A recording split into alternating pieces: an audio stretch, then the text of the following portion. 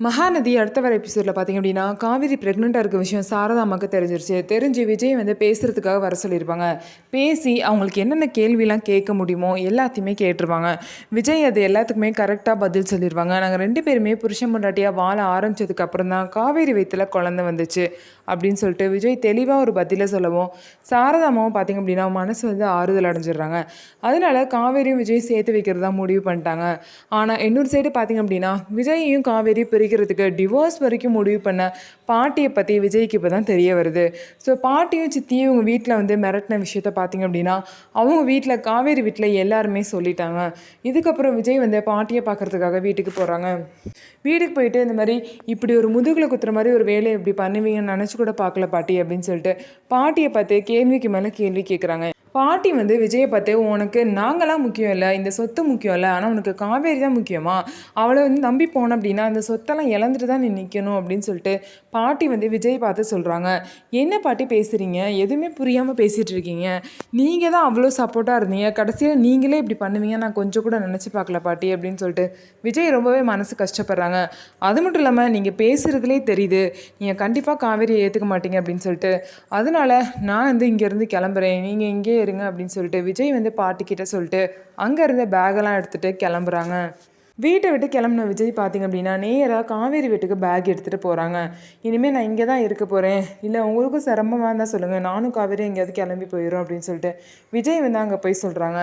இதுக்கப்புறம் சாரதாம்மா பார்த்திங்க அப்படின்னா நீங்கள் இங்கே இருக்கிறதெல்லாம் எங்களுக்கு ஒரு பிரச்சனையும் இல்லை தம்பி, ஆனால் இந்த மாதிரி பாட்டியும் தாத்தாவும் விட்டுட்டு இப்படி நீங்கள் வர்றது கொஞ்சம் கூட சரியில்லை, அவங்க வந்து என்ன நினைப்பாங்க, ஒரேடியாக வந்து அவங்க பேரனை பிரித்து நாங்கள் கூட்டிகிட்டு வந்துடணும்னு நினைக்க மாட்டாங்களா, எங்களுக்கு தானே இதெல்லாம் ப்ராப்ளம் அப்படின்னு சொல்லிட்டு சாரதாம்மா வந்து பேசுவாங்க. உடனே விஜய் பார்த்திங்க அப்படின்னா அதெல்லாம் ஒன்றும் இல்லை, அவங்களே சமாதானமே நீ கூப்பிட வருவாங்கன்னு சொல்லிட்டு விஜயும் சொல்கிறாங்க. அதே மாதிரி பாட்டி பார்த்திங்க அப்படின்னா விஜய் வந்து காவேரி வீட்டுக்கு போகிறதுக்குள்ளேயே சாரதாம்மாவுக்கு கால் பண்ணி நீங்கள் நினச்சதை சாதிச்சிட்டிங்களே, எங்ககிட்ட நடிக்கிற மாதிரி நடிச்சுட்டு இப்போ விஜய்கிட்ட எல்லா விஷயத்தையும் சொல்லிட்டீங்களா அப்படின்னு சொல்லிட்டு பாட்டி வந்து சாரதாம்மா கிட்டே கேட்குறாங்க.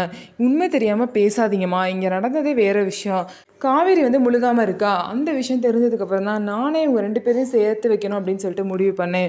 எந்த விஷயமும் தெரியாமல் நீங்களாம் வந்து டிவோர்ஸ் வரைக்கும் போயிட்டீங்க, அதை வந்து தம்பிக்கு தெரிஞ்சிருச்சு, அதனால தான் அந்த மாதிரி வந்து கத்திருச்சு, நாங்களாக வேணும்னு ஒன்றும் சொல்லலைன்னு சொல்லிட்டு சாரதாம்மா எல்லா விஷயத்தையும் சொல்கிறாங்க. உடனே பாட்டி வந்து இந்த விஷயத்த கூட நம்பாமல் இப்போ என்ன புதுசாக ஒரு நாடகத்தை நடத்துகிறீங்களா, கர்ப்பமாக இருக்கா அப்படின்னு சொல்லிட்டு இதை எப்படி நான் நம்புறதுன்னு சொல்கிறாங்க. உங்களுக்கு நம்பிக்கை இல்லைன்னா நீங்கள் நேரில் வந்து பார்த்துக்கோங்கன்னு சொல்லிட்டு சாரதாம்மா சொல்லிவிட்டு ஃபோனை வச்சிடுறாங்க. பாட்டிக்கு ஒரே குழப்பமும் போச்சு. என்ன காவேரி வந்து ப்ரெக்னெண்ட்டாக இருக்காங்கன்னு சொல்கிறாங்க, இதெல்லாம் உண்மையா அப்படின்னு சொல்லிட்டு பாட்டி வந்து ரொம்பவே யோசிக்கிறாங்க. அதுக்கப்புறம் இந்த விஷயத்தை போய் தாத்தா கிட்டேயும் சொல்கிறாங்க. இதுக்கப்புறம் பார்த்திங்க அப்படின்னா தாத்தா ரொம்பவே வந்து சந்தோஷப்படுறாரு இந்த விஷயத்தை கேட்டோன்னே. வா உடனே கிளம்பி போய் காவேரியை பார்க்கலான்னு சொல்லிட்டு கிளம்புறாங்க. ஆனால் பாட்டி பார்த்திங்க அப்படின்னா இந்த மாதிரி நடந்துக்கிட்டனால ரொம்பவே அங்கே வரத்துக்கு யோசிச்சுக்கிட்டு இருக்காங்க. என்ன யோசிக்கிற, வா போகலான்னு சொல்லிட்டு பாட்டி வந்து தாத்தாவை கூப்பிட்றாங்க. இல்லைங்க, காவேரி வந்து ப்ரெக்னெண்ட்டாக இருக்கிறது எனக்கும் சந்தோஷம்தான், அவங்க 2 பேரையும் புருஷன் முன்னாட்டாக வாழ்ந்திருக்காங்கிற விஷயத்தில் எனக்கும் ரொம்ப சந்தோஷம்தான், ஆனால் பசுபதினால் விஜய்க்கு அவ்வளோ பிரச்சனை வந்தனால தான் நான் இந்த அளவுக்கு நடக்க வேண்டியதாகிடுச்சு, இந்த மூஞ்சை வச்சுக்கிட்டு திரும்ப நான் எப்படி அந்த வீட்டுக்கு வர்றதுன்னு தான் யோசிச்சுட்டு இருக்கேன்னு சொல்லிட்டு பாட்டியும் சொல்லுவாங்க.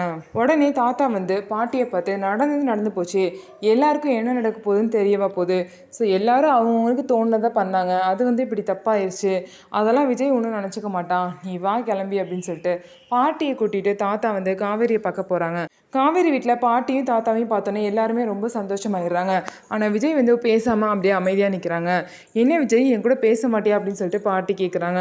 நான் ஒன்றும் வேணும்னே உங்களை பிரிக்கணும்னு நினைக்கல, காவேரினால் அவ்வளோ பிரச்சனை வந்து பசுபதினால் வந்துட்டுருக்கு, ஸோ அப்படி இருக்கும்போது நீ வந்து நிம்மதியாகவே இருக்க முடியாதுன்னு சொல்லிட்டு தான் நான் இந்த மாதிரி ஒரு முடிவு எடுத்தேன்.